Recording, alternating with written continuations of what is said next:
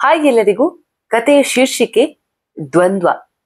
ಮಗ್ಗುಲು ಬದಲಾಯಿಸುತ್ತಾ ನಿದ್ರಿಸುವ ಪ್ರಯತ್ನ ಮಾಡಿದಷ್ಟು ಯೋಚನೆಯ ಸುಳಿಯಲ್ಲಿ ಸಿಲುಕಿಕೊಳ್ಳುತ್ತಿದ್ದಾಳೆ ಮಾಧವಿ. ಪಕ್ಕದಲ್ಲೇ ಮಲಗಿರುವ ಅನಿಲ್ಗೆ ಗಾಢ ನಿದ್ರೆ. ಹೀಗೆ ಮುಂದುವರೆದರೆ ಈ ಸುಳಿಯಲ್ಲಿ ಸಿಲುಕಿ ಸತ್ತೇ ಹೋಗುತ್ತೇನೆ ಎಂಬ ಭಾವ. ತಕ್ಷಣವೇ ಗಂಡ ಅನಿಲ್ನನ್ನ ಎಬ್ಬಿಸಿ ಮನದ ಭಾವನೆಗಳನ್ನೆಲ್ಲ ಹೇಳಿಕೊಳ್ಳೋಣ ಎಂಬ ಬಯಕೆ. ಆದರೆ ಮತ್ತೆ ದುಡುಕು. ಸ್ವಭಾವದ ಅವನ ಪ್ರತಿಕ್ರಿಯೆಯನ್ನು ನೆನೆದೇ ಅವಳ ಮೈ ಬೆವರುತ್ತಿದೆ. ದೇವರೇ, ನಾನು ನೋಡಿದ್ದೆಲ್ಲ ಕನಸಾಗಿರಲಿ ಎಂದು ಅದೆಷ್ಟು ಬಾರಿ ಅಂದುಕೊಂಡಳೋ ಮಾಧವಿ. ಆದರೂ ಅವಳ ದುರಾದೃಷ್ಟಕ್ಕೆ ಅದು ಕನಸಾಗಿರದೆ ವಾಸ್ತವವಾಗಿತ್ತು. ಕಣ್ಣು ಮುಚ್ಚಿದರೆ ಅದೇ ದೃಶ್ಯ. ತನ್ನ ಮುದ್ದಿನ ಮಗ ಹೆಣ್ಣಿನಂತೆ ಅಲಂಕರಿಸಿಕೊಂಡ ಆ ಚಿತ್ರ. ಸುಮ್ಮನೆ ಇರಬಹುದೇನೋ, ಸ್ನೇಹಿತರ ಜೊತೆ ಸೇರಿ ಏನೋ ತಮಾಷೆಗಾಗಿ ತೆಗೆದುಕೊಂಡ ಚಿತ್ರವಿರಬಹುದು ಎಂಬ ಹುಸಿ ಭರವಸೆ. ಆದರೆ ಅದೆಲ್ಲ ಸುಳ್ಳು ಎಂದು ಸಾರುವ ಆ ಸಾಲುಗಳು. ಆದರೂ ತಾಯಿಯ ಮನದಲ್ಲಿ ಸಣ್ಣ ಆಸೆ. ಆ ಆಸೆಗೆ ನೀರೆರಚುವಂತೆ ಚಿತ್ರದ ಕೆಳಗೆ ಬರೆದ ಆ ವಾಕ್ಯ: ಬಯಕೆಯು ನೂರುಂಟು ನನ್ನೆದೆಯ ಗೂಡಲಿ, ಹೆಣ್ಣಿನಂತೆ ಬದುಕನ ಕಳೆಯುವ ಆಸೆ ಮನದಲ್ಲಿ. ನಾನೇಕೆ ಅವನ ಮೊಬೈಲ್ ಅನ್ನ ಮುಟ್ಟಲು ಹೋದೆ? ಅದೇಕೆ ಆ ಚಿತ್ರ ನನ್ನ ಕಣ್ಣಗೆ ಕಾಣಿಸಿತು? ದೇವರೇ, ಇದೆಂತ ಕೆಟ್ಟ ದಿನ ಎಂಬ ಯೋಚನೆ ಒಂದೆಡೆಯಾದರೆ, ಮುಚ್ಚಿಡಲು ಸಾಧ್ಯವಿಲ್ಲದ ವಿಷಯ ಹಿಂದೆ ತಿಳಿಯುತ್ತಲ್ಲ ಎಂಬ ಹತಾಶೆಯ ಭಾವ. ನಾನು ಬೆಳೆಸಿದ ರೀತಿಯಲ್ಲಿ ಏನಾದ್ರೂ ಸಮಸ್ಯೆ ಇದೆಯೇ? ನಾನು ಎಲ್ಲಿ ಎಡವಿದೆ ಎಂದು ಯೋಚಿಸುತ್ತಾ ಮಾಧವಿಯ ಮನಸ್ಸು 18 ವರ್ಷಗಳ ಹಿಂದಕ್ಕೆ ಓಡಿತ್ತು. ಮಾಧವಿ ಅನಿಲ್ರದು ಪ್ರೇಮ ವಿವಾಹ. ಮನೆಯವರ ಒಪ್ಪಿಸಿ ವಿವಾಹವಾದಾಗ 3 ವರ್ಷಗಳೇ ಕಳೆದಿತ್ತು. ಮದುವೆ ನಂತರ ಎಲ್ಲಾ ಸುಖಂತೆ ಎಂದುಕೊಂಡದ್ದವರಿಗೆ ಮದುವೆ ಆಗಿ 5 ವರ್ಷಗಳಾದರೂ ಮಕ್ಕಳಾಗಲಿಲ್ಲ. ಮದುವೆಯಾದ 2 ವರ್ಷ ಇಬ್ಬರು ತಮ್ಮಿಬ್ಬರ ಹೊರತಾಗಿ ಬೇರೆ ಜಗತ್ತು ಇದೆ ಎಂಬುದೇ ಮರೆತಂತೆ ಪರಸ್ಪರ ಪ್ರೀತಿಯಲ್ಲಿ ಕಳೆದು ಹೋಗಿದ್ದರು. ನಂತರ ತಮಗೆ ಪ್ರೀತಿಯ ಕುಡಿಯೊಂದು ಬೇಕೆಂಬ ಬಯಕೆ ಆಯಿತು. ಆದರೆ ಅವರು ಅಂದುಕೊಂಡಂತೆ ಸುಲಭದಲ್ಲಿ ಮಗುವಾಗಲಿಲ್ಲ. ಮತ್ತೆ ವೈದ್ಯರ ಭೇಟಿ, ಔಷಧೋಪಚಾರ, ಹರಕೆ, ಪೂಜೆಗಳ ಪರಿಣಾಮವಾಗಿ ಮಾಧವಿ ತಾಯಿಯಾಗುವ ಹಂತದಲ್ಲಿ ಇದ್ದಳು. ಅನಿ, ಮಗುಗೆ ಏನಂತ ಹೆಸರಿಡೋಣ ಎಂದಳು ಮಾಧವಿ. ದೀಪಕ್ ಎಂದ ಅನಿಲ್. ಓ, ಅದೇನು ಅಷ್ಟು ಭರವಸೆಯಿಂದ ಗಂಡು ಮಗುವಿನ ಹೆಸರು ಹೇಳುತ್ತಿದ್ದೀರಲ್ಲ, ಹೆಣ್ಣಾದರೆ ಎಂದಳು ಮಾಧವಿ. ಗಂಡು ಮಗುವೆ ಹುಟ್ಟೋದು ಬೇಕಾದ್ರೆ ನೋಡುತ್ತೀರು ಎಂದ ಅನಿಲ್. ನನಗೆ ಹೆಣ್ಣು ಮಗು ಬೇಕು, ನೀವು ನೋಡ್ತಾ ಇರಿ, ಹೆಣ್ಣು ಮಗುವೆ ಹುಟ್ಟೋದು ಎಂದಳು ಮಾಧವಿ. 9 ತಿಂಗಳು ತುಂಬಿ 9 ದಿನದಲ್ಲಿ ಮಾಧವಿಯ ಮಡಿಲು ತುಂಬಿದ್ದು ಮುದ್ದಾದ ಗಂಡು ಮಗು. ಗುಲಾಬಿ ಬಣ್ಣದ ಕಪ್ಪು ಕಣ್ಣಿನ ಗುಂಗುರು ಕೂದಲಿನ ಆ ಪುಟ್ಟ ಜೀವವನ್ನ ಮೊದಲ ಬಾರಿ ನೋಡಿದಾಗ ಮಾಧವಿಗಾದ ಭಾವನೆಯನ್ನ ವ್ಯಕ್ತಪಡಿಸಲು ಪದಗಳೇ ಸಾಲದು. ದೇವರೇ, ಇಷ್ಟು ಮುದ್ದಾದ ಗೊಂಬೆಯನ್ನು ನನ್ನ ಮಡಿಲಿಗೆ ಕೊಟ್ಟಿದ್ದಕ್ಕೆ ಧನ್ಯವಾದ ಎಂದು ಅದೆಷ್ಟು ಸಾರಿ ದೇವರಿಗೆ ಧನ್ಯವಾದ ಅರ್ಪಿಸಿದ್ದಳು ಅವಳಿಗೆ ಗೊತ್ತಿಲ್ಲ. ನೋಡುವದ್ದು ನನ್ನ ಮಾತು ನಿಜವಾಯಿತಲ್ಲವೇ? ನೋಡು, ಗಂಡು ಮಗುನೇ ಹುಟ್ಟಿದ್ದಾನೆ. ನಮ್ಮ ಕುಲವನ್ನ ಉದ್ಧರಿಸುವ ಕುಲದೀಪಕ, ನನ್ನ ದೀಪಕ್ ಎಂದು ಹೆಮ್ಮೆಯಿಂದ ಮಗನನ್ನ ಎತ್ತಿಕೊಂಡು ಹೇಳಿದ ಅನಿಲ್. ನೀವು ದೀಪಕ್ ಅಂತ ಹೆಸರಿಡಿ, ಆದರೆ ನಾನು ದೀಪು ಎಂದೇ ಕರೆಯೋದು. ಹೆಣ್ಣಾಗಲಿ ಗಂಡಾಗಲಿ ಇಬ್ಬರಿಗೂ ಒಪ್ಪುವ ಹೆಸರು ಎಂದು ನಾನು ಹೊಟ್ಟೆಯಲ್ಲಿದ್ದಾಗ ದೀಪು ಎಂದೇ ಮಾತನಾಡಿಸುತ್ತಿದ್ದೆ ಎಂದು ಮಾಧವಿ ತನ್ನ ಮಾತು ಮುಗಿಸಲು ತನಗೇನು ತಿಳಿಯಿತು ಎನ್ನುವಂತೆ ಮಗು ನಿದ್ದೆಯಲ್ಲಿ ಮುಗುಳ್ನಗೆ ಬೀರಿತು. ನೋಡು ನೋಡು, ದೀಪು ಎನ್ನುವ ಹೆಸರು ಅದೆಷ್ಟು ಚಿರಪರಿಚಿತವಾಗಿದೆ ಅವನಿಗೆ ಎಂದು ಮಗುವಿನ ಜೊತೆಗೆ ಮಾಧವಿ ಕೂಡ ನಕ್ಕಳು. ಮಗುವಿಗೆ 3 ವರ್ಷಕ್ಕೆ ಚೂಡಾ ಕರ್ಮದ ಶಾಸ್ತ್ರ. ಅಲ್ಲಿಯವರೆಗೆ ಬೇಕಾದ್ರೆ ಮನೆಯಲ್ಲೇ ಕೂದಲನ್ನ ಕತ್ತರಿಸು. ಹೆಚ್ಚು ಕೂದಲಿದ್ದರೆ ಮಗುವಿಗೆ ಕಣ್ಣಿಗೆ ಬರಬಹುದು. ಈಗ ಮುಂಚಿನಂತೆ ಏನು ಕಟ್ಟುನಿಟ್ಟಾಗಿ ಶಾಸ್ತ್ರ ಪಾಲಿಸುವುದು ಬೇಡ ಎಂಬ ಅತ್ತೆ ಮಾತಿಗೆ, ಇಲ್ಲ ಅತ್ತೆ, 3 ವರ್ಷದವರೆಗೆ ಕೂದಲು ಕತ್ತರಿಸುವುದು ಬೇಡ. ನನಗೆ ಹೇಗೂ ಮಗಳ ಬೇಕೆಂಬ ಆಸೆ ಇತ್ತು. ಇವನಿಗೆ ಅಲ್ಲಿಯವರೆಗಾದರೂ ಮಧ್ಯೆ ಮಧ್ಯೆ ಹೆಣ್ಣಿನ ಅಲಂಕಾರದಲ್ಲಿ ಮಾಡಿ ಸಂಭ್ರಮ ಪಡುತ್ತೇನೆ ಎಂದಿದ್ದಳು ಮಾಧವಿ. ಮುಂದೆ 3 ವರ್ಷದ ತನಕ ವಿವಿಧ ವಿನ್ಯಾಸದ ಫ್ರಾಂಕ್ಗಳನ್ನ ತಂದು ಬೇರೆ ಬೇರೆ ರೀತಿಯ ಕೇಶ ವಿನ್ಯಾಸದೊಂದಿಗೆ ಹಾಕಿ ಸಂಭ್ರಮಿಸಿ ಚಿತ್ರಗಳನ್ನ ತೆಗೆದದ್ದು. ಪ್ರತಿ ಸಾರಿಯೂ ನನಗೊಬ್ಬ ಮಗಳಿಲ್ಲವಲ್ಲ ಎಂಬ ಬೇಸರ ಮಾಧವಿಗೆ. ದೀಪಕ್ ಹುಟ್ಟಿದ 1 ವರ್ಷದ ತನಕ ತನ್ನ ವೃತ್ತಿ ಜೀವನದಿಂದ ದೂರವಿದ್ದಳು ಮಾಧವಿ. ನಂತರ ಮಗುವನ್ನ ನೋಡಿಕೊಳ್ಳಲು ದಾದಿಯರೊಬ್ಬರನ್ನ ನೇಮಿಸಿಕೊಂಡು ತನ್ನ ಕೆಲಸಕ್ಕೆ ಮರಳಿದ್ದಳು. ಮಹತ್ವಾಕಾಂಕ್ಷಿಯಾದ ಮಾಧವಿಗೆ ವೃತ್ತಿ ಜೀವನ ಅನಿವಾರ್ಯವಾದರೆ ಮಗುವಿನ ಲಾಲನೆ ಪೋಷಣೆ ಕೂಡ ಅಷ್ಟೇ ಮುಖ್ಯವಾಗಿತ್ತು. ಮಾಧವಿಗೆ ಆ ದಿನದ ನೆನಪು ಮತ್ತೆ ಕಾಡಿತು. ಅಂದು ಮಗನ ತುಂಟಾಟ ಇಂದು ಹೊಸತೆ ಬಣ್ಣ ಹೊತ್ತು ನಿಂತಿತ್ತು. ತನ್ನ ಕಚೇರಿಯಿಂದ ಬರಲು ಸ್ವಲ್ಪ ತಡವಾದ ಒಂದು ದಿನ ಮಾಧವಿ ಮನೆಗೆ ಬಂದು ನೋಡಿದರೆ 11 ವರ್ಷದ ದೀಪಕ್ ಮಾಧವಿಯ ತುಟಿಯ ರಂಗು ಹಾಗೂ ಉಗುರಿನ ಬಣ್ಣದ ಡಬ್ಬಿಗಳನ್ನೆಲ್ಲ ಹರಡಿಕೊಂಡು ಕೂತಿದ್ದಾನೆ. ಸ್ವಲ್ಪ ಮುಖಕ್ಕೆ ಬಳಿದುಕೊಂಡು ಕೈಕಾಲಿನ ಉಗುರುಗಳಿಗೆ ಬಣ್ಣವನ್ನ ಮೆತ್ತಿಕೊಂಡು ಆಟವಾಡುತ್ತಿದ್ದಾನೆ. ಆ ದೃಶ್ಯವನ್ನ ನೋಡಿದ ಮಾಧವಿಗೆ ನಗು ತಡೆಯಲಾಗಲಿಲ್ಲ. ನಿಧಾನ ಸದ್ದಾಗದಂತೆ ತನ್ನ ಚೀಲದಿಂದ ಮೊಬೈಲ್ ಅನ್ನು ತೆಗೆದ ಮಾಧವಿ ಪುಟ್ಟ ಹೋರನ ಚಿತ್ರಗಳನ್ನ ತೆಗೆದುಕೊಂಡಳು. ಅಮ್ಮನನ್ನ ಕಂಡ ಮಗನಿಗೆ ಒಮ್ಮೆಲೇ ಭಯವಾಯಿತು. ಎಲ್ಲಿ ಅಮ್ಮ ಬೈಯುವಳೋ ಎಂಬ ಆತಂಕ. ಆದರೆ ಆಕೆಯ ಮುಖದ ನಗುವನ್ನ ನೋಡಿ ಅವನಿಗೂ ಭರವಸೆ ಮೂಡಿತು. ಅವನನ್ನ ಬಳಿ ಕರೆದು ಅಂದಗೆಟ್ಟ ಮುಖವನ್ನ ತೊಳೆದು ಮತ್ತೊಮ್ಮೆ ತುಟಿಗಳಿಗೆ ರಂಗು ಬಳಿದು ಉಗುರಿನ ಬಣ್ಣಗಳನ್ನ ಸರಿ ಮಾಡಿ ಜೊತೆಗೆ ನೆನಪಿಗಾಗಿ ಫೋಟೋವನ್ನ ಕೂಡ ತೆಗೆದುಕೊಂಡಿದ್ದಾಳು. ಅದನ್ನ ಮತ್ತೆ ಮತ್ತೆ ನೋಡಿ ಅದೆಷ್ಟು ಸಂಭ್ರಮಿಸಿದ್ದಾಳು. ಆದರೆ ಇಂದು ಆ ಚಿತ್ರಗಳ ಅರ್ಥವೇ ಬೇರೆಯಾಗಿ ಕಾಣುತ್ತಿದೆ.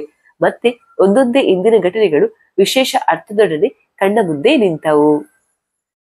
ದೀಪಕ್ ಸಣ್ಣವನಿರುವಾಗ ಅವನಿಗೆ ಹೆಣ್ಣು ಮಕ್ಕಳ ಜೊತೆಗೆ ಸ್ನೇಹ ಹೆಚ್ಚು. ಆಗ ಅದು ಎಲ್ಲರಿಗೂ ಒಂದು ತಮಾಷೆಯ ವಿಷಯ. ಈಗಲೇ ದೀಪುಗೆ ಫುಲ್ ಗರ್ಲ್ ಫ್ರೆಂಡ್ಸ್ ಅಂತ ತಮಾಷೆ ಮಾಡ್ತಿದ್ದುದು ಹೌದು. ಆದರೆ ಆಗ ಒಂದೇ ಒಂದು ಅನುಮಾನದ ಸುಳಿವು ತನಗೆ ಸಿಗಲಿಲ್ವಲ್ಲ. ದೇವರೇ, ಇದೆಲ್ಲ ನನ್ನ ಭ್ರಮೆಯಾಗಿರಲಿ, ನನ್ನ ಮಗ ಎಲ್ಲರಂತೆ ಮಾಮೂಲಿ ಗಂಡಸಾಗಿರಲಿ, ನಾನು ಸುಮ್ಮನೆ ಹುಚ್ಚಾಗಿ ಏನೇನೋ ಕಲ್ಪಿಸಿಕೊಂಡಿದ್ದೇನೆ ಎಂದಾಗಲಿ ಎಂಬ ಯೋಚನೆಗಳ ಸುಳಿಗೆ ಸಿಲುಕಿದ ಮಾಧವಿಗೆ ಬೆಳಗಿನ ಜಾವದಲ್ಲಿ ನಿದ್ದೆ ಹತ್ತಿತ್ತು. ಇಂದಿನ ರಾತ್ರಿ ನಿದ್ರೆ ಸರಿಯಾಗಿ ಆಗದ ಪರಿಣಾಮ ಮಾಧವಿಗೆ ತಲೆ ಸಣ್ಣಗೆ ನೋಯುತ್ತಿತ್ತು.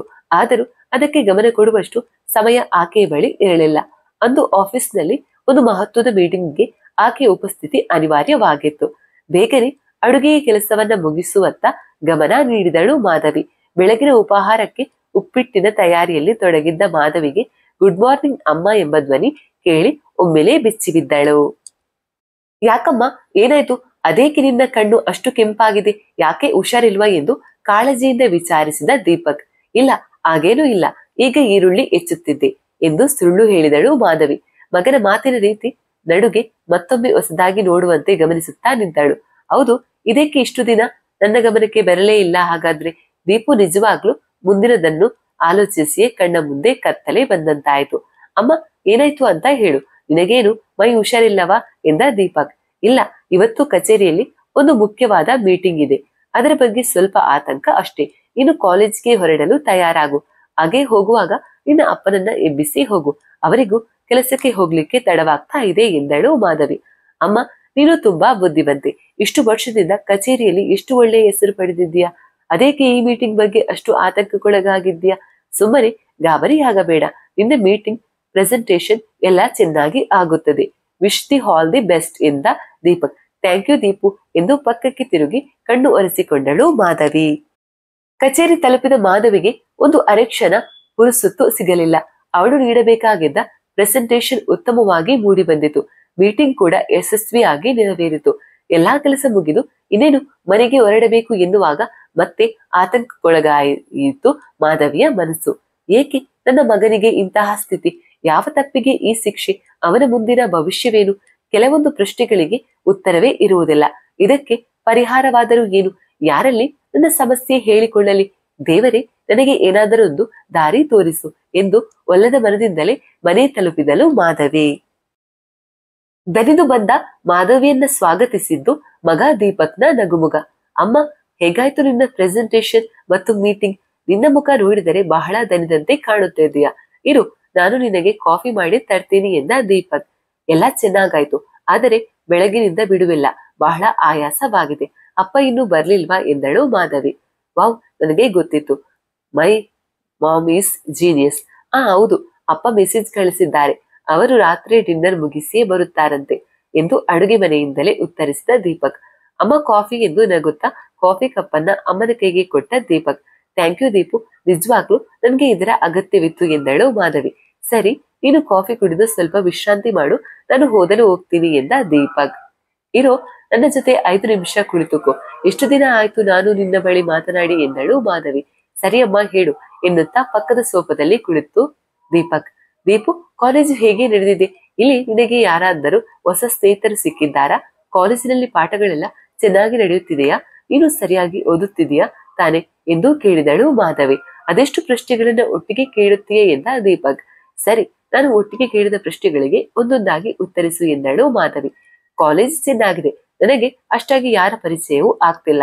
ಲೆಕ್ಚರರ್ಸ್ ಚೆನ್ನಾಗಿ ಪಾಠ ಮಾಡ್ತಾರೆ, ನಾನು ಓದು ಪ್ರಯತ್ನ ಮಾಡ್ತಾ ಇದ್ದೀನಿ ಎಂದ ದೀಪಕ್. ಯಾಕೋ ದೀಪು, ಇತ್ತೀಚೆಗೆ ಸ್ನೇಹಿತರ್ಯಾರು ನಮ್ಮ ಮನೆ ಕಡೆ ಬರುವುದೇ ಇಲ್ಲ. ಹಳೆಯ ಸ್ನೇಹಿತರ ಸಂಪರ್ಕದಲ್ಲಿದ್ದೀಯಾ ತಾನೆ ಎಂದಳು ಮಾಧವಿ. ಇಲ್ಲಮ್ಮ, ಅವರೆಲ್ಲ ಅವರವರ ಓದಿನಲ್ಲಿ ವ್ಯಸ್ತವಾಗಿದ್ದಾರೆ. ನಾವೇನು ಶಾಲೆಯ ಹುಡುಗರೆ, ಆಗಾಗ ಭೇಟಿಯಾಗುವಷ್ಟು ಸಮಯ ಯಾರ ಬಳಿಯೂ ಇರುವುದಿಲ್ಲ ಎಂದ ದೀಪಕ್ನ ಮಾತಿನಲ್ಲಿ ಇದ್ದ ಹತಾಶಾಭಾವದ ಅರಿವಾಯಿತು ಮಾಧವಿಗೆ. ಅಷ್ಟು ಬ್ಯುಸಿ ಆದರೆ ಹೇಗೋ ಒಂದು ಭಾನುವಾರ ಎಲ್ಲರನ್ನ ನಮ್ಮ ಮನೆಗೆ ಬರಲು ಹೇಳು. ಸ್ನೇಹಿತರೆಲ್ಲ ಭೇಟಿಯಾಗಿ ಸಂತೋಷ ಪಡಿ. ಆ ನಿನ್ನ ಸ್ನೇಹಿತ ಚರಣ್ ಯಾವ ಕಾಲೇಜಿಗೆ ಸೇರಿದ್ದಾನೆ? ಆ ನಿಖಿಲ್ ಇಂಜಿನಿಯರಿಂಗ್ ಸೇರಿದ ಅಲ್ವಾ? ಅವರಿಗೆಲ್ಲ ಬರಲು ಹೇಳು ಎಂದಳು ಮಾಧವಿ. ಅಮ್ಮ, ನಾಳೆ ನನಗೆ ಅಸೈನ್ಮೆಂಟ್ ಸಲ್ಲಿಸಲು ಕೊನೆಯ ದಿನ. ಅದನ್ನು ಬರೆದು ಮುಗಿಸಬೇಕು. ನಾನು ಹೋಗ್ತೀನಿ ಎಂದು ದೀಪಕ್ ಮಾಧವಿಯ ಪ್ರತಿಕ್ರಿಯೆಗೂ ಕಾಯದೆ ತನ್ನ ರೂಮನ್ನ ಸೇರಿಕೊಂಡ. ಸಣ್ಣವನಾಗಿರುವಾಗ ಹೆಣ್ಣು ಮಕ್ಕಳೊಂದಿಗೆ ಹೆಚ್ಚು ಬೆರೆಯುತ್ತಿದ್ದ ನನ್ನ ಮಗ ನಂತರ ಹುಡುಗರೊಂದಿಗೆ ಸ್ನೇಹದಲ್ಲಿ ಇರುತ್ತಿದ್ದ. ಇತ್ತೀಚಿನ ಕೆಲವು ವರ್ಷಗಳಲ್ಲಿ ಅವನ ಸ್ನೇಹಿತರು ಕಡಿಮೆಯಾಗಿದ್ದು ಮಾಧವಿಯ ಗಮನಕ್ಕೆ ಬಂದಿತ್ತಾದರೂ ಅದೊಂದು ವಿಶೇಷ ಎಂದು ಆಕೆ ಭಾವಿಸಿರಲಿಲ್ಲ. ಹೆಣ್ಣು ಮಕ್ಕಳೊಂದಿಗೆ ಹೆಚ್ಚು ಬೆರೆಯುವ ಮನಸ್ಸಿರುವ ಇಂಥವರಿಗೆ ದೊಡ್ಡವರಾಗುತ್ತಾ ಅವರೊಂದಿಗೆ ಬೆರೆಯಲು ಆಗದೆ ಗಂಡು ಮಕ್ಕಳೊಂದಿಗೆ ಬೆರೆಯುವ ಇಷ್ಟವಿರದೆ ಒಂಟಿಯಾಗಿ ಬಿಡುತ್ತಾರೆ ಎಂದು ಎಲ್ಲೋ ಓದಿದ್ದು ನೆನಪಾಗಿ ದೀಪಕ್ನನ್ನು ವಿಚಾರಿಸಿದ್ದಳು ಮಾಧವಿ. ದೀಪಕ್ನ ಮಾತುಗಳು ಅವಳನ್ನ ಇನ್ನಷ್ಟು ಆತಂಕಕ್ಕೆ ದೂಡಿದ್ದವು. ಮತ್ತೆ ಚಿಂತೆಯ ಸುಳಿಯಲ್ಲಿ ಸಿಲುಕಿಕೊಂಡಳು ಮಾಧವಿ. ಅದ್ಯಾಕೆ ಏನೋ ಯೋಚಿಸುತ್ತಾ ಕುಳಿತು ಬಿಟ್ಟಿದ್ದೀಯಾ, ಏನಾಯ್ತು ಎನ್ನುತ್ತಾ ಒಳಗೆ ಬಂದ ಪತಿ ಅನಿಲ್. ಅರೆ ಅನಿಲ್, ನೀವು ಯಾವಾಗ ಬಂದಿರಿ? ನನಗೆ ಗೊತ್ತೇ ಆಗಿಲ್ಲ. ಇವತ್ತು ಆಫೀಸ್ನಲ್ಲಿ ಸ್ವಲ್ಪ ಹೆಚ್ಚು ಕೆಲಸವಿತ್ತು, ಹಾಗಾಗಿ ಸ್ವಲ್ಪ ಸುಸ್ತಾಗಿದೆ ಅಷ್ಟೇ ಎಂದಳು ಮಾಧವಿ. ಮನೆಯ ಬಾಗಿಲು ತೆರೆದಿತ್ತು. ಮನೆಯೊಡತಿಯ ಗಮನ ಬೇರೆಲ್ಲೋ ಇತ್ತು, ಹಾಗಾಗಿ ಮನೆಯೊಳಗೆ ನುಗ್ಗಿಬಿಟ್ಟೆ ಎಂದು ಹಾಸ್ಯ ಮಾಡಿದ ಅನಿಲ್. ಅನಿಲ್ನ ತಿಳಿಹಾಸ್ಯಕ್ಕೆ ಮಾಧವಿ ಯಾವುದೇ ಪ್ರತಿಕ್ರಿಯೆ ನೀಡದಿದ್ದಾಗ ಅನಿಲ್, ಮಾಧವಿ, ನೀನು ಬಹಳ ದಣಿದಿದ್ದೀಯ, ಕಚೇರಿಗೆ ಒಂದೆರಡು ದಿನ ರಜೆ ಹಾಕು, ಮನೆಯಲ್ಲಿ ವಿಶ್ರಾಂತಿ ಮಾಡು ಎಂದು ಸಲಹೆ ನೀಡಿದ. ಹೌದು, ನಾನು ಹಾಗೆ ಆಲೋಚನೆ ಮಾಡುತ್ತಾ ಇದ್ದೀನಿ. ಇದೊಂದು ವಾರ ಸ್ವಲ್ಪ ತುರ್ತು ಕೆಲಸವಿದೆ, ಅದರ ನಂತರ ಖಂಡಿತ 4 ದಿನ ರಜಾ ಹಾಕಲೇಬೇಕು ಎಂದಳು ಮಾಧವಿ. ಹಾಗೆ ಮಾಡು. ಅಂದ ಹಾಗೆ ನಿಮ್ಮ ಊಟ ಆಯ್ತಾ ಎಂದು ವಿಚಾರಿಸಿದ ಅನಿಲ್. ಇಲ್ಲ, ಇನ್ನೇನು ಊಟ ಮಾಡೋದೆ. ನಿಮ್ಮ ಊಟ ಆಗಿದೆ ಅಲ್ವಾ ಎಂದಳು ಮಾಧವಿ. ಆಗಿದೆ. ಆ ಹೋಟೆಲ್ನ ಊಟ ನನಗಂತೂ ಸೇರಲ್ಲ. ಸುಮ್ಮನೆ ಅವರೊಟ್ಟಿಗೆ ಸ್ವಲ್ಪ ತಿಂದೆ ಅಷ್ಟೇ. ಅನ್ನ ಇದ್ರೆ ನಾನು ಮೊಸರನ್ನ ಊಟ ಮಾಡ್ತೀನಿ ಎಂದ ಅನಿಲ್. ಬನ್ನಿ, ತಟ್ಟೆ ಹಾಕ್ತೀನಿ, ಅಡುಗೆ ಬೆಳಿಗ್ಗೆನೆ ಆಗಿದೆ ಎಂದು ಚುಟುಕಾಗಿ ಉತ್ತರಿಸಿದಳು ಮಾಧವಿ.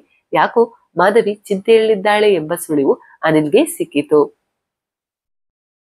ಇನ್ನೆಷ್ಟು ದಿನ ಈ ನಾಟಕದ ಬದುಕನ್ನ ಬದುಕಲಿ?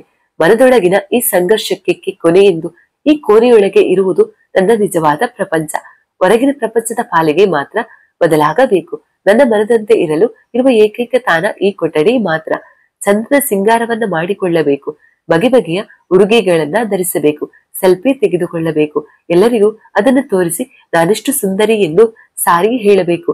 ಆದರೆ ನನಗೆ ಅದು ಸಾಧ್ಯವಿಲ್ಲ. ಎಲ್ಲಾ ಹೆಣ್ಣುಗಳ ಆಸೆಯಂತೆಯೇ ನನ್ನದು ಕೂಡ. ಹೆಣ್ಣಾಗಿ ಹುಟ್ಟಿ ಹೆಣ್ಣಾಗಿ ಬೆಳೆಯುವ ಅವಳು ಪ್ರಪಂಚದ ಎದುರು ತನ್ನೆಲ್ಲ ಆಸೆಗಳನ್ನು ವ್ಯಕ್ತಪಡಿಸಿ ಪೂರೈಸಿಕೊಳ್ಳಬಹುದು. ಆದರೆ ನನ್ನದು ಮುಖವಾಡ ತೊಟ್ಟ ಬದುಕು. ಮನದ ಆಸೆಯೇ ಬೇರೆ, ಪ್ರಪಂಚಕ್ಕಾಗಿ ಧರಿಸಿದ ಮುಖವಾಡವೇ ಬೇರೆ.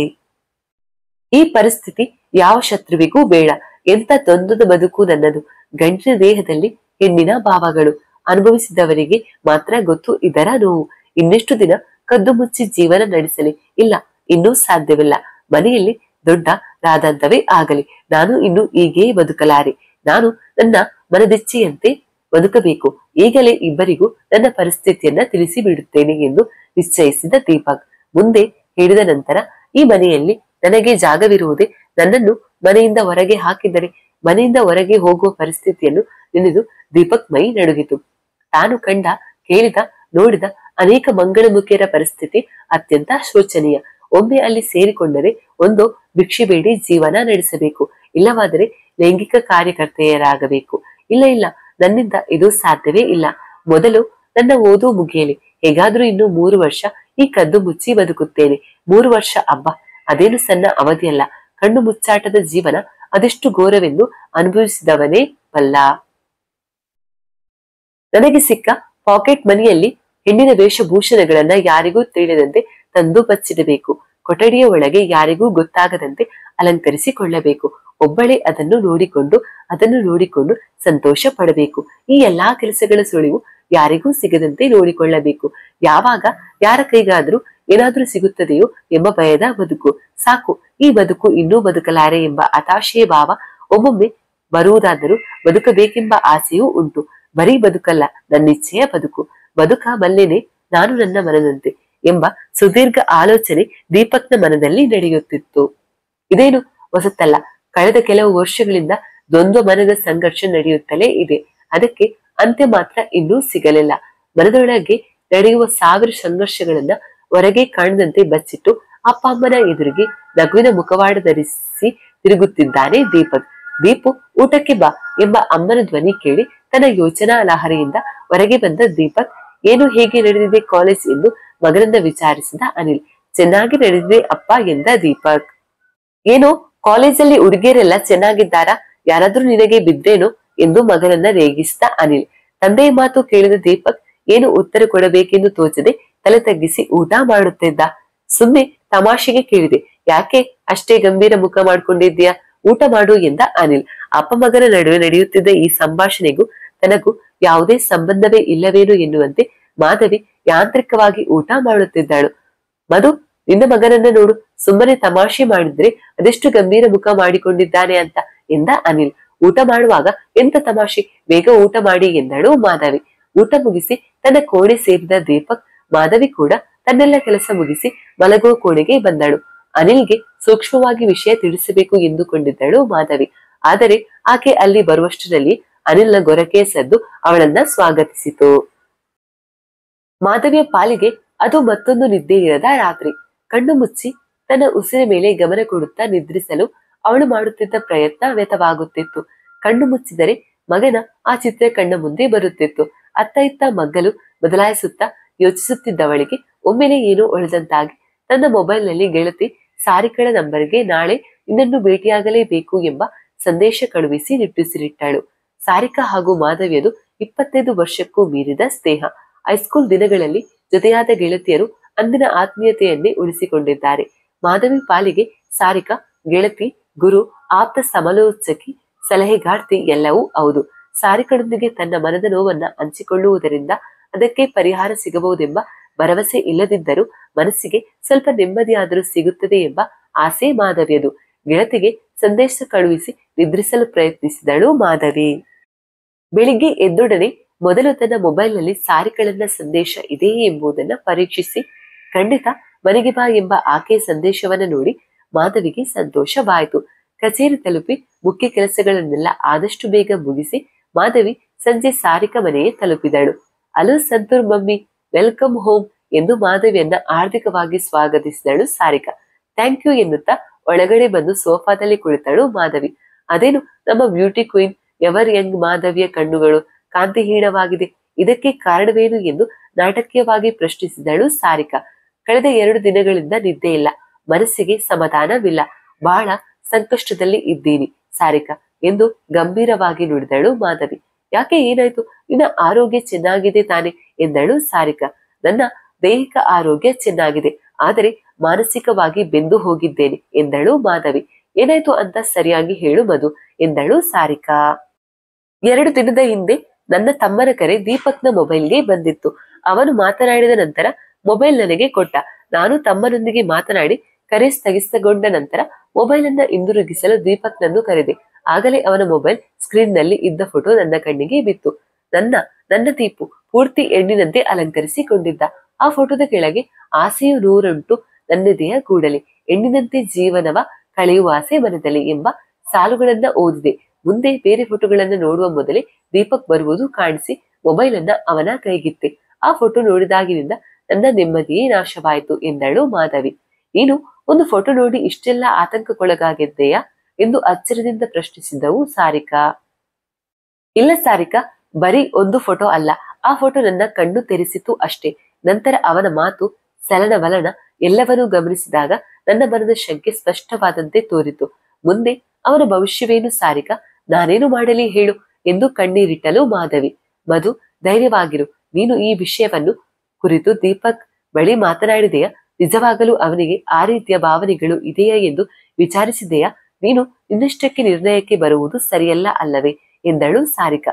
ಸಾರಿಕಾ, ಅವನು ನನ್ನ ಪ್ರಾಣ ಕಣೆ, ಹೇಗೆ ಅವನೆದುರು ಈ ವಿಷಯವನ್ನು ಪ್ರಸ್ತಾಪಿಸಲಿ, ಏನೆಂದು ಕೇಳಲಿ? ನಾನು ಹೇಗೆ ಮಾತನಾಡಿದರೂ ಅವನ ಮನಸ್ಸು ನೋಯುವುದಿಲ್ಲವೇ? ನನಗಂತೂ ಒಂದೂ ತೋಚುತ್ತಿಲ್ಲ ಎಂದಳು ಮಾಧವಿ. ಮಧು, ನನಗೆ ಎತ್ತೊಡಗ ಸಂಕಟ ಖಂಡಿತ ಅರ್ಥವಾಗುತ್ತದೆ. ತಾಯಿ ತನ್ನ ಮಕ್ಕಳೊಡನೆ ಎಂದೂ ಮಾತನಾಡಲು ಬಯಸದ ವಿಷಯ ಇದು. ಆದರೆ ನಿನ್ನಿಷ್ಟಕ್ಕೆ ನೀನೇ ಎಷ್ಟು ದಿನ ಕೊರಗುತ್ತೀಯ? ಸೂಕ್ಷ್ಮವಾಗಿ ಅವನೊಡನೆ ಈ ವಿಚಾರವನ್ನ ಪ್ರಸ್ತಾಪಿಸಿತು. ಆ ಮಗು ಅದೆಷ್ಟು ಸಂಕಟ ಪಡುತ್ತಿದೆಯೋ ಎಂದಳು ಸಾರಿಕಾ. ನನಗೂ ಅವನದೇ ಚಿಂತೆ. ಅನಿಲ್ಗೆ ವಿಷಯ ತಿಳಿದರೆ ಅವರು ಹೇಗೆ ಪ್ರತಿಕ್ರಿಯಿಸುತ್ತಾರೋ ಎಂದಳು ಮಾಧವಿ. ಇನ್ನು ಸಮಯ ವ್ಯತ ಮಾಡುವುದರಲ್ಲಿ ಅರ್ಥವಿಲ್ಲ. ನಿಧಾನವಾಗಿ ಅವನಲ್ಲಿ ವಿಷಯ ಪ್ರಸ್ತಾಪಿಸು. ಭಾವೋದ್ವೇಗಕ್ಕೆ ಒಳಗಾಗಬೇಡ. ಸಾಧ್ಯವಾದಷ್ಟು ಶಾಂತವಾಗಿರಲು ಪ್ರಯತ್ನಿಸು. ನಾನು ನಿನ್ನೊಂದಿಗೆ ಸದಾ ಇದ್ದೇನೆ ಎಂದು ಮಾಧವಿಯನ್ನ ಶಾಂತಗೊಳಿಸಲು ಪ್ರಯತ್ನಿಸಿದರು ಸಾರಿಕಾ. ಸಾರಿಕಳೊಂದಿಗೆ ಮಾತನಾಡಿದ ನಂತರ ಮಾಧವಿ ದೀಪಕ್ ಜೊತೆ ಧೈರ್ಯ ಮಾಡಿ ಮಾತನಾಡಲೇಬೇಕೆಂದು ನಿರ್ಧರಿಸಿದಳು. ದೀಪಕ್ನೊಡನೆ ಮಾತನಾಡುವ ಮೊದಲೇ ಅನಿಲ್ಗೆ ವಿಷಯ ತಿಳಿಸಬೇಕೇ ಬೇಡವೇ ಎಂಬ ಗೊಂದಲದಲ್ಲಿದ್ದಳು ಮಾಧವಿ. ದೀಪಕ್ನೊಂದಿಗೆ ಮಾತನಾಡಬೇಕೆಂದು ನಿರ್ಧರಿಸಿದ ಮಾಧವಿಗೆ ಅವರೊಂದಿಗೆ ಹೇಗೆ ಮಾತು ಶುರು ಮಾಡಬೇಕು ಎಂಬುದೇ ತಿಳಿಯುತ್ತಿರಲಿಲ್ಲ. ಮೊದಲು ದೀಪಕ್ನೊಂದಿಗೆ ಚರ್ಚಿಸಿ ನಂತರವೇ ಅನಿಲ್ಗೆ ವಿಷಯ ತಿಳಿಸಬೇಕೆಂದು ನಿರ್ಧರಿಸಿದಳು ಮಾಧವಿ. ದೀಪು, ನಾಳೆ ಕಾಲೇಜಿನಲ್ಲಿ ಮುಖ್ಯವಾದ ಪಾಠಗಳು ಇವೆಯಾ ಎಂದು ವಿಚಾರಿಸಿದಳು ಮಾಧವಿ. ಹೌದು ಇದೆ, ಯಾಕಮ್ಮ ಎಂದ ದೀಪಕ್. ಏನಿಲ್ಲ, ನಿನ್ನೊಂದಿಗೆ ಸ್ವಲ್ಪ ಸಮಯ ಕಳೆಯೋಣ ಅಂತ. ನಾನು ನನ್ನ ಕೆಲಸಕ್ಕೆ ರಜೆ ಹಾಕುತ್ತಿದ್ದೇನೆ. ನೀನು ನಿನ್ನ ಕಾಲೇಜಿಗೆ ರಜೆ ಹಾಕಬಹುದಾ ಎಂದಳು ಮಾಧವಿ. ಆಯ್ತಮ್ಮ, ನೀನು ಅಪರೂಪಕ್ಕೆ ನಿನ್ನ ಕೆಲಸಕ್ಕೆ ರಜೆ ಹಾಕುತ್ತಿದ್ದೀಯ ಎಂದರೆ ಖಂಡಿತ ನಾನು ಕಾಲೇಜಿಗೆ ರಜೆ ಹಾಕ್ತೀನಿ. ಯಾವ್ದಾದ್ರು ಮೂವಿ ನೋಡೋಕೆ ಹೋಗೋಣವಾ ಎಂದ ದೀಪಕ್. ಅದನ್ನ ಆಮೇಲೆ ನಿರ್ಧರಿಸೋಣ. ನೀನು ಕಾಲೇಜ್ಗೆ ರಜೆ ಹಾಕುವ ವಿಷಯವನ್ನು ಅಪ್ಪನಿಗೆ ಹೇಳ್ಬೇಡ. ಸುಮ್ಮನೆ ರಜೆ ಹಾಕುವುದು ಅವರಿಗೆ ಇಷ್ಟ ಆಗೋಲ್ಲ ಎಂದಳು ಮಾಧವಿ. ಆಯ್ತಮ್ಮ ಎಂದ ದೀಪಕ್. ಮಾರನೆಯ ದಿನ ಅನಿಲ್ ಆಫೀಸ್ಗೆ ಹೊರಟ ನಂತರ ಕೈಯಲ್ಲಿ 2 ಕಾಫಿ ಕಪ್ ಹಿಡಿದು ದೀಪಕ್ ರೂಮ್ ಅನ್ನ ಪ್ರವೇಶಿಸಿದಳು ಮಾಧವಿ. ಅಮ್ಮ, ಕಾಫಿ ಇಲ್ಲೇ ತಂದೆಯ? ನಾನೇ ಬರ್ತಿದ್ನಲ್ಲ, ಎಷ್ಟು ಗಂಟೆಗೆ ಹೊರಡೋಣ ಎಂದ ದೀಪಕ್. ದೀಪು, ನಿನ್ನ ಬಳಿ ಸ್ವಲ್ಪ ಮಾತನಾಡುವುದಿದೆ. ನಾನು ಕೆಲವು ದಿನದ ಹಿಂದೆ ನಿನ್ನ ಮೊಬೈಲ್ ನಲ್ಲಿ ನಿನ್ನ ಚಿತ್ರವೊಂದು ನೋಡಿದೆ. ಆ ಚಿತ್ರದ ಅರ್ಥವೇನು ಎಂದು ಬಹಳ ಶಾಂತ ಸ್ವರದಲ್ಲಿ ಕೇಳಿದಳು.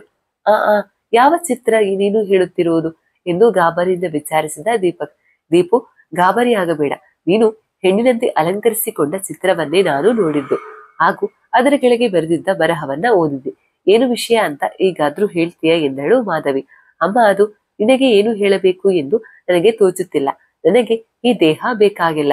ನಾನು ಗಂಡಿನಂತೆ ಬದುಕಲಾರೆ. ನನಗೆ ಹೆಣ್ಣ ದೇಹ ಬೇಕಮ್ಮ ಎಂದ ದೀಪಕ್. ಏನು ಮಾತಾಡ್ತೀ ಇದ್ಯಾ ದೀಪು? ಯಾಕೆ ಈ ತರ ಎಲ್ಲ ಮಾತಾಡ್ತಾ ಇದ್ಯಾ? ನಿಜವಾಗಲು ನಿನಗೆ ಏನಾಗಿದೆ ಎಂದಳು ಮಾಧವಿ. ಇನ್ನು ಹೇಗೆ ಬಿಡಿಸಿ ಹೇಳಲಮ್ಮ?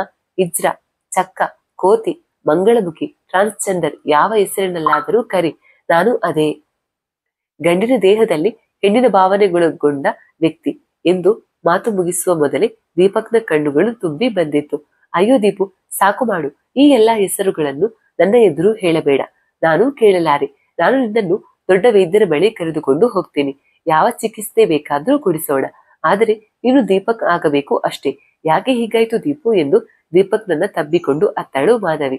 ಅಮ್ಮ, ಈ ಹಿಂಸೆಯನ್ನ ನಾನು ಬಹಳ ದಿನಗಳಿಂದ ಅನುಭವಿಸುತ್ತಲೇ ಇದ್ದೇನೆ. ನನಗಾಗ ಸುಮಾರು 13 ವರ್ಷ. ಯಾಕೋ ವಿಚಿತ್ರ ಭಾವನೆಗಳು ನನ್ನಲ್ಲಿ ಮೂಡತೊಡಗಿದ್ದವು. ಹೆಣ್ಣಿನಂತೆ ಸಿಂಗರಿಸಿಕೊಳ್ಳುವ ಆಸೆ, ಚೂಡಿದಾರ, ಫ್ರಾಕ್, ಗೌನ್, ಸೀರೆ ತೊಡಬೇಕೆಂಬ ಬಯಕೆ. ನನ್ನ ಜೊತೆಗಿದ್ದ ಗಂಡು ಸ್ನೇಹಿತರೆಲ್ಲ ಬೇಡ ಎನ್ನಿಸತೊಡಗಿದರು. ಹೆಣ್ಣು ಮಕ್ಕಳ ಜೊತೆ ಕಾಲ ಕಳೆಯುವ ಆಸೆಯಾಗುತ್ತಿತ್ತು.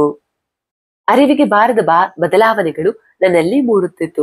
ಮನಸ್ಸಿನ ಜೊತೆಗೆ ದೇಹದಲ್ಲೂ ಸ್ವಲ್ಪ ಮಟ್ಟಿನ ಬದಲಾವಣೆ ಆಯಿತು. ನನ್ನಲ್ಲಿ ಏನೋ ಬದಲಾಗುತ್ತಿದೆ ಎಂಬ ಅರಿವು ನನಗಾಗುತ್ತಿತ್ತು. ನಾನು ಹೀಗೆ ಯೋಚಿಸಬಾರದು. ನಾನು ಒಬ್ಬ ಹುಡುಗ. ನಾನು ಎಲ್ಲ ಹುಡುಗರಂತೆ ಇರಬೇಕು ಎಂಬ ಮಾತು ಬುದ್ಧಿಗೆ ತಿಳಿಯುತ್ತಿತ್ತು. ಆದರೆ ಮನಸ್ಸು ಕೇಳುತ್ತಿರಲಿಲ್ಲ. ಅದೆಷ್ಟು ತೋಳಾಡಿದೆನೋ. ಕೊನೆಗೆ ಮನಸ್ಸಿನ ಮಾತನ್ನ ಕೇಳಿದ ನಾನು ನೀವು ನೀಡುತ್ತಿದ್ದ ಪ್ಯಾಕೆಟ್ ಮನಿಯಲ್ಲಿ ಹೆಣ್ಣು ಬಳಸುವ ವಸ್ತುಗಳನ್ನೆಲ್ಲ ತಂದು ಕದ್ದು ಮುಚ್ಚಿ ತಯಾರಾಗುತ್ತಿದ್ದೆ. ಆಹಾ, ಅದೆಂತ ಸಂಭ್ರಮ ಗೊತ್ತಮ್ಮ.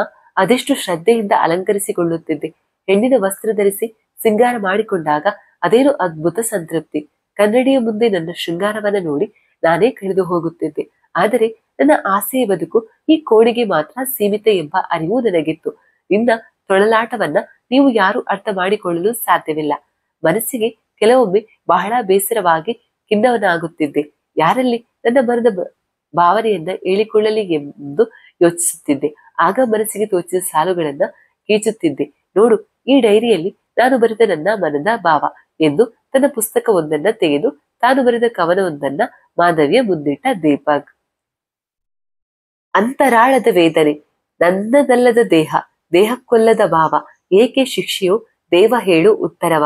ಗಂಡಿನ ಕಾಯದಲ್ಲಿ ಹೆಣ್ಣಿನ ಆತ್ಮವ ಹೊತ್ತು ಹಿಂಸೆ ತಡೆಯುತ್ತಾ ಬದುಕುತ್ತಿಹೆ ಸತ್ತು. ಗಂಡಿನ ವೇಷದಲ್ಲಿ ಈ ಬದುಕ ನಾ ಕಳೆಯೇ, ಬೇಕಿನಗೆ ಹೆಣ್ಣಿನ ಒಣಪು ವಯ್ಯಾರ. ಕಣ್ಣಿಗೆ ಕಾಡಿಗೆಯು, ತುಟಿಗೆ ಬಣ್ಣದ ಮೆರಗು, ಮುಡಿಗೆ ಮಲ್ಲಿಗೆಯು ಮುತ್ತಿನಾಭರಣವು. ಹೆಣ್ಣಿನ ಉಡುಗೆಯಲ್ಲಿ ಚಂದದಿ ಅಲಂಕರಿಸಿ ಕನ್ನಡಿಯ ನೋಡಿ ನಾನಾಚಬೇಕು. ಹೆಣ್ಣಿಗೆ ಅಲಂಕಾರ ಪ್ರಕೃತಿ ನೀಡಿದ ವರವು, ಹೆಣ್ಣಿನ ಅಲಂಕಾರದಿ ನಮಗೆ ಬರೆಯ ತಿರಸ್ಕಾರವು. ದಯಮಾಡಿ ಬೇಡುವೆನು, ಕೈ ಮುಗಿದು ಕೇಳುವೆನು, ಬೇಕಿಮೆಗೆ ಪ್ರೀತಿಯ ಅಪ್ಪುಗೆಯ ಒಪ್ಪಿಗೆ. ನೀವೇನ ಬಲ್ಲಿರಿ ಈ ಹೆಣ್ಣಿನ ಅಂತರಾಳವ, ದೇಹ ಭಾವಗಳೆರಡು ಬೆರೆಯದ ನಿತ್ಯದ ಕದನವ. ದೀಪಕ್ ಬರೆದ ಸಾಲುಗಳನ್ನ ಓದಿದ ಮಾಧವಿ ಸನ್ನೆಗೆ ಬಿಕ್ಕುತ್ತಿದ್ದಳು. ದೀಪು, ನನಗೆ ಇದೆಲ್ಲ ಏನು ಎಂಬುದೇ ಅರ್ಥವಾಗುತ್ತಿಲ್ಲ. ಅದೆಷ್ಟು ನೋವು ಅನುಭವಿಸುತ್ತಿದ್ದೀಯ ಎಂದಳು. ಅಮ್ಮ, ನನ್ನ ಕತೆ ಇನ್ನೂ ಮುಗಿದಿಲ್ಲ. ನಿನ್ನ ಮನಸ್ಸು ಗಟ್ಟಿ ಮಾಡಿಕೋ. ಇವತ್ತು ಎಲ್ಲವನ್ನ ಹೇಳಿ ಅಗುರನಾಗುತ್ತೇನೆ. ನಾನು ಹೈಸ್ಕೂಲ್ ತಲುಪಿದಾಗ ಅನೇಕ ಹುಡುಗರಿಗೆ ನನ್ನ ಮಾತಿನ ಶೈಲಿ, ನಡುವೆ ರೀತಿ ಎಲ್ಲವನ್ನು ನೋಡಿ ಏನೋ ಅನುಮಾನ ಮೂಡುತ್ತಿತ್ತು. ಇವನು ನಮ್ಮಂತೆ ಅಲ್ಲ ಎಂಬ ಶಂಕೆ. ನಾನು ಒಮ್ಮೆ ನನ್ನ ಆತ್ಮೀಯ ಎಂದು ಭಾವಿಸಿ ಒಬ್ಬನಲ್ಲಿ ನನ್ನ ಮನದ ಭಾವನೆಗಳನ್ನ ಹೇಳಿಕೊಂಡಿದ್ದೆ. ಆದರೆ ಅವನು ಅದನ್ನ ಸ್ನೇಹಿತರಿಗೆಲ್ಲ ಹೇಳಿಬಿಟ್ಟಿದ್ದ. ಅಂದ್ರಿಂದ ಶಾಲೆಯಲ್ಲಿ ದಿನ ಕಳೆಯುವುದು ಬಹಳ ಕಷ್ಟವಾಗುತ್ತಿತ್ತು. ನಾನು ಓಡಾಡುವಾಗ ಚಪ್ಪಾಳೆ ತಟ್ಟುತ್ತಾ, ಇವನು ಇದೇ ಕಂಡ್ರೋ ಚನ್ನಪಟ್ಟಣ ಎಂದು ಎಲ್ಲರೂ ಜೋರಾಗಿ ನಗುತ್ತಿದ್ದರು. ಪ್ರತಿದಿನ ಶಾಲೆಗೆ ಹೋಗುವಾಗಲೂ ಇವತ್ತೇನು ಅವಮಾನ ಕಾದಿದೆಯೋ ಎಂಬ ಭಯದಲ್ಲಿ ಹೋಗುತ್ತಿದ್ದೆ. ನಿನ್ನ ಹತ್ರ ಏನು ವಿಶೇಷವಾಗಿ ಇದೆಯೋ ತೋರ್ಸು, ಒಮ್ಮೆ ನೋಡೋಣ ಎಂದು ದೊಡ್ಡ ಹುಡುಗರು ಶೌಚಾಲಯದ ಬಳಿ ನನ್ನನ್ನು ಬೆನ್ನೆತ್ತಿ ಬರುತ್ತಿದ್ದರು. ಅದೊಂದು ದಿನವಂತೂ 4-6 ಹುಡುಗರು ನನ್ನನ್ನು ಸುತ್ತುವರೆದು ನನ್ನನ್ನು ವಿವಸ್ತ್ರನನ್ನಾಗಿ ಮಾಡಲು ಪ್ರಯತ್ನಿಸುತ್ತಿದ್ದರು. ಅಷ್ಟರಲ್ಲಿ ಗುರುಗಳ ಆಗಮನವಾಗಿ ನಾನು ಬಚಾವಾದೆ. ಅಂದಿನಿಂದ ಶೌಚಾಲಯದ ಕಡೆ ಹೋಗುವುದೇ ಬಿಟ್ಟೆ. ಪ್ರತಿದಿನ ಹೆದರಿಕೆಯಿಂದಲೇ ಕಳೆಯುತ್ತಿದ್ದೆ. ಕೊನೆಗೆ ಹೆಣ್ಣು ಮಕ್ಕಳು ಕೂಡ ನನ್ನನ್ನ ನೋಡಿ ಗುಸುಗುಸು ಎಂದು ಮಾತನಾಡುತ್ತಾ ನಗುತ್ತಿದ್ದರು. ಎಷ್ಟೊಂದು ಅವಮಾನ ಆಗುತ್ತಿತ್ತು ಗೊತ್ತಾ. ಈಗ ಕಾಲೇಜಿಗೆ ಸೇರಿದ ಮೇಲೆ ಯಾರೊಂದಿಗೂ ಬೆರೆಯದೆ ನನ್ನಷ್ಟಕ್ಕೆ ನಾನು ಇದ್ದೇನೆ ಎಂದ ದೀಪಕ್. ಅಯ್ಯೋ ದೇವರೇ, ಕೇಳಲಿಕ್ಕೆ ಅದೆಷ್ಟು ಭಯಾನಕವಾಗಿದೆ. ನೀನು ಹೇಗೆ ಒಬ್ಬನೇ ಎಲ್ಲವನ್ನ ನಿಭಾಯಿಸಿದೆ. ನಿಜವಾಗಿಯೂ ನೀನು ಧೈರ್ಯವಂತ ಎಂದಳು ಮಾಧವಿ. ಪರಿಸ್ಥಿತಿ ಅಮ್ಮ, ಯಾರಲ್ಲೂ ಹೇಳಿಕೊಳ್ಳಲಾಗದ ಆ ಕೆಟ್ಟ ಪರಿಸ್ಥಿತಿ ಎಂದ ದೀಪಕ್. ಅಯ್ಯೋ ದೇವರೇ, ನಿನಗೆ ಸ್ವಲ್ಪವೂ ಕರುಣೆ ಇಲ್ಲವೇ? ಇದರಿಂದ ಕೆಟ್ಟ ಪರಿಸ್ಥಿತಿಯಲ್ಲಿ ನನ್ನನ್ನು ಸಿಲುಕಿಸಿದ್ದೀಯ. ಮಗನ ಮನದ ವೇದನೆಯ ಆಳವನ್ನು ನಾನು ಅರಿಯಬಲ್ಲೆ. ಆದರೆ ಅದಕ್ಕೆ ಪರಿಹಾರ ಮಾತ್ರ ನನ್ನಲ್ಲಿಲ್ಲ. ಮಗಳನ್ನಾಗಿ ಒಪ್ಪಿಕೊಳ್ಳಲು ಈ ಮನಸ್ಸು ತಯಾರಲ್ಲ. ಮನಸ್ಸೇ ಅಥವಾ ಸಮಾಜ ಏನೆನ್ನುತ್ತದೆ ಎಂಬ ಹೆದರಿಕೆಯೇ ಎಂಬುದು ಕೂಡ ಸ್ಪಷ್ಟವಾಗುತ್ತಿಲ್ಲ. ಇಲ್ಲ, ಇದೊಂದು ಕೆಟ್ಟ ಕನಸಾಗಿರಲಿ. ಈ ತಾಯಿಯ ವೇದನೆ ತಿಳಿಯುತ್ತಿಲ್ಲವೇ? ಯಾವ ತಾಯಿ ತಾನೇ ತನ್ನ ಮಗನನ್ನ ಈ ಪರಿಸ್ಥಿತಿಯಲ್ಲಿ ನೋಡಲು ಬಯಸುತ್ತಾಳೆ? ಮುಂದೇನು? ನನ್ನ ಮಗನ ಭವಿಷ್ಯವೇನು? ಎಲ್ಲೆಡೆ ಕತ್ತಲು, ನನಗೇನು ಕಾಣುತ್ತಿಲ್ಲ ಎಂದು ಮನದಲ್ಲಿ ಚಿಂತಿಸಿದಳು ಮಾಧವಿ. ಅಮ್ಮ, ಅದೇಕೆ ಹಾಗೆ ಕುಳಿತುಕೊಂಡೆ? ನನ್ನ ಪರಿಸ್ಥಿತಿಯನ್ನು ಅರಿತ ನಿನಗೆ ಆಘಾತವಾಯಿತೆ? ಅಥವಾ ಎಲ್ಲರಂತೆ ನಿನಗೂ ನನ್ನನ್ನು ನೋಡಿ ಅಸಹ್ಯವೇ? ಇವನು ನನ್ನ ಮಗ ಎಂದು ಹೇಳಲು ನಾಚಿಕೆ. ಏನಾದ್ರೂ ಮಾತನಾಡು ಎಂದ ದೀಪಕ್. ದೀಪು, ನಾನೆಲ್ಲ ಸರಿ ಮಾಡುತ್ತೇನೆ. ನಾಳೆ ನನ್ನ ಪರಿಚಯ ವೈದ್ಯರಲ್ಲಿ ಹೋಗೋಣ. ಅವರು ನಿನ್ನನ್ನು ಪೂರ್ತಿಯಾಗಿ ಪರೀಕ್ಷಿಸಲಿ. ಹೇಗಾದ್ರೂ ಮಾಡಿ ನಿನ್ನನ್ನು ಸರಿ ಮಾಡುತ್ತೇನೆ. ನಿನ್ನ ಈ ತೋಳಲಾಟವನ್ನ ಅಂತ್ಯ ಹಾಡುತ್ತೇನೆ. ನೀನು ಪೂರ್ತಿ ದೀಪಕ್ ಆಗಿ ಬದಲಾಗುವಂತೆ ನೋಡಿಕೊಳ್ಳುತ್ತೇನೆ. ಈ ದೀಪು ಅನ್ನೋ ಹೆಸರೇ ಸರಿ ಇಲ್ಲ ಕಣು. ಇನ್ಮೇಲೆ ನಾನು ಆ ಹೆಸರನ್ನ ಉಪಯೋಗಿಸುವುದಿಲ್ಲ. ನಿನ್ನನ್ನು ದೀಪಕ್ ಅಂತಾನೆ ಕರಿತೀನಿ, ಆಯ್ತಾ?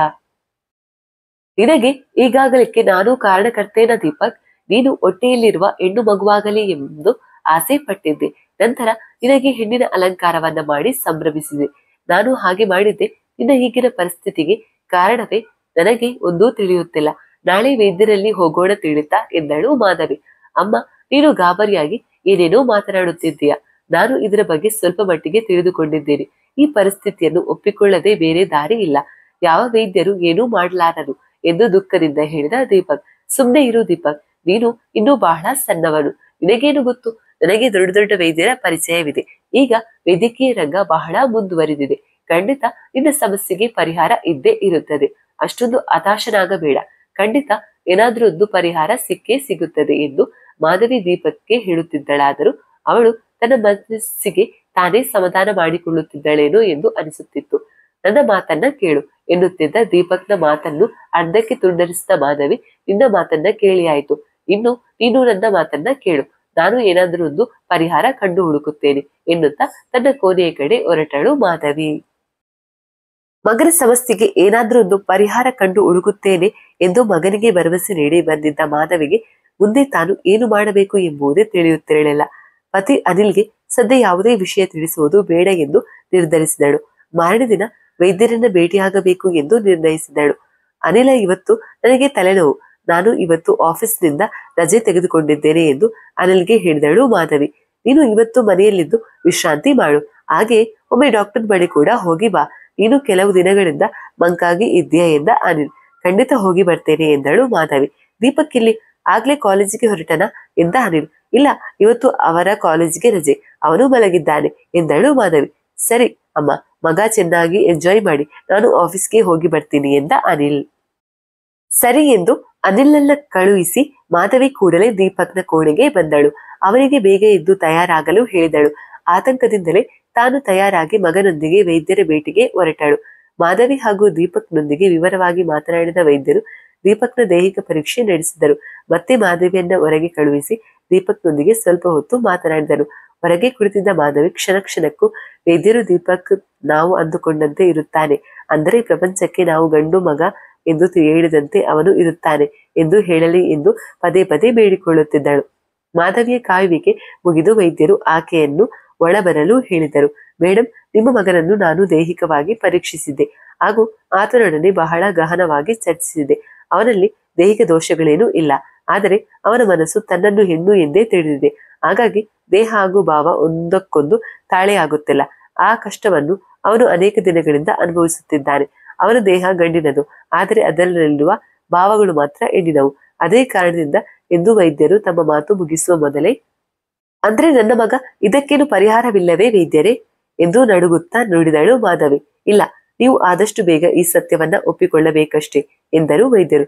ಪಕ್ಕದಲ್ಲಿ ಕುಳಿತಿದ್ದ ದೀಪಕ್ ಮುಖವನ್ನೊಮ್ಮೆ ದಿಟ್ಟಿಸಿದಳು ಮಾಧವಿ. ಆ ಕ್ಷಣದಲ್ಲಿ ಅವನ ಮನದಲ್ಲಿ ಏನು ನಡೆಯುತ್ತಿತ್ತು ಎಂದು ಆಕೆಗೆ ತಿಳಿಯಲಿಲ್ಲ. ಅವನು ಶಾಂತಚಿತ್ತನಾಗಿ ನಿರಾಳವಾಗಿ ಕುಳಿತಂತೆ ಕಾಣಿಸಿತು. ಹಾಗಾದ್ರೆ ಮುಂದೆ ಎಂದಳು ಮಾಧವಿ. ನಾನು ನಿಮ್ಮ ಮಗುವಿನೊಡನೆ ಮಾತನಾಡುತ್ತಿದ್ದೇನೆ.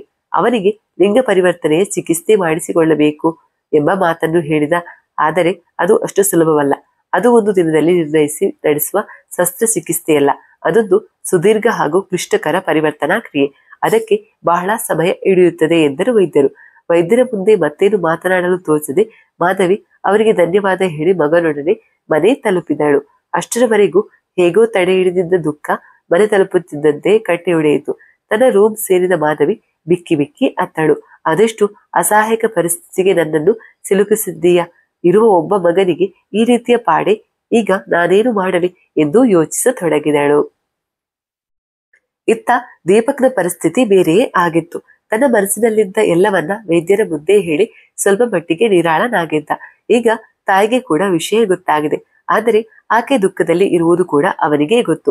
ಈ ಎಲ್ಲದಕ್ಕೂ ದೀಪಕ್ ಮಾನಸಿಕವಾಗಿ ಮೊದಲೇ ಸಿದ್ಧನಾದಂತೆ ಕಾಣುತ್ತಿದ್ದ. ದೀಪಕ್ ಕೂಡ ತನ್ನ ಮುಂದಿನ ಭವಿಷ್ಯವೇನು ಎನ್ನುವ ಚಿಂತೆಯಲ್ಲಿ ತೊಡಗಿದ್ದ.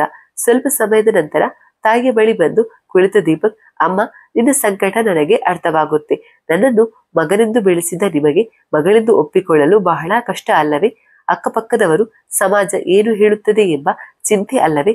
ಇದರಲ್ಲಿ ನನ್ನ ತಪ್ಪೇನಿದೆ ಅಮ್ಮ? ನಾನು ಬಯಸಿ ಕೂಡ ಗಂಡಿನಂತೆ ಬದುಕಲಾರೆ. ನಾನು ನಿಮಗೆ ಭಾರವಾಗಿರುವುದಿಲ್ಲ. ನಮ್ಮಂತವರಿಗೆ ಮನೆಯಲ್ಲಿ ತಿರಸ್ಕಾರವೇ ಕಟ್ಟಿಟ್ಟ ಬುತ್ತಿ. ನಾನು ಈ ದಿನಕ್ಕೆ ಕೂಡ ತಯಾರಿದ್ದೆ. ನಾನು ಎಲ್ಲಾದ್ರೂ ಆಶ್ರಮ ಪಡೆದುಕೊಳ್ಳುತ್ತೇನೆ. ಆದರೆ ನನಗೆ ಓದು ಮಾತ್ರ ಮುಂದುವರಿಯಲೇಬೇಕು. ಅದೆಷ್ಟು ಕಠಿಣ ಪರಿಸ್ಥಿತಿಯಲ್ಲೂ ನಾನು ಓದನ್ನ ಬಿಡುವುದಲ್ಲ. ನನ್ನ ಓದಿಗೊಂದು ಧನ ಸಹಾಯ ಮಾಡಿ.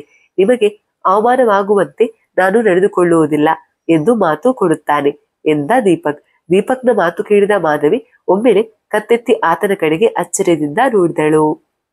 ಕತೆ ಮುಂದುವರಿಯುವುದು ನೆಕ್ಸ್ಟ್ ಭಾಗದಲ್ಲಿ. ಕಥೆಯನ್ನ ಮುಗಿಸುತ್ತೇನೆ. ಧನ್ಯವಾದಗಳು.